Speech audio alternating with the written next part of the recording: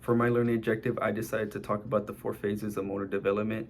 So for the 4 phases, you have reflexive movement phase, rudimentary movement phase, fundamental movement phase, and then you also have specialized movement phase. So for the first one, reflexive movement phase, the definition is that an infant starts to be involved with involuntary movement reflexes that kind of help them interact with their environment. So an example I could give is, say you have an infant, he turns his head to one side. Now his arms and legs are going to turn to that one side, but they're going to be bending in the opposite direction due to their reflexes. Next one is rudimentary movement reflexes, and that could be defined as, say, the infant is growing. Now he starts to have these voluntary movements, and those voluntary movements could be such as grabbing an object, such as a pencil, or just learning to crawl and walk. An example is, say the infant, he sees a pencil in the front, he wants to grab it and pick it up and use his muscles to be able to grasp it and bring it back to him. And another one is crawling, so he's learning how to use his elbows and knees to move his body.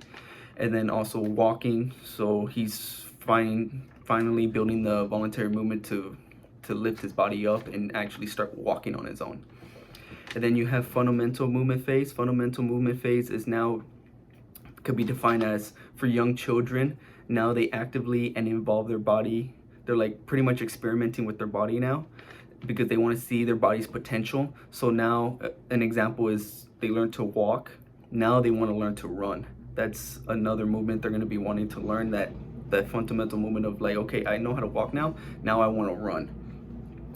Or instead of grabbing an object, I want to learn to lift the object above me. Now you have specialized movement phase. Specialized movement phase is pretty much now their movements become a tool in performing, say, daily living or a specific sport. So an example I could give is, say you have an athlete, he's already had the fundamental movements down. So say a man is learning how to throw a dart at a target.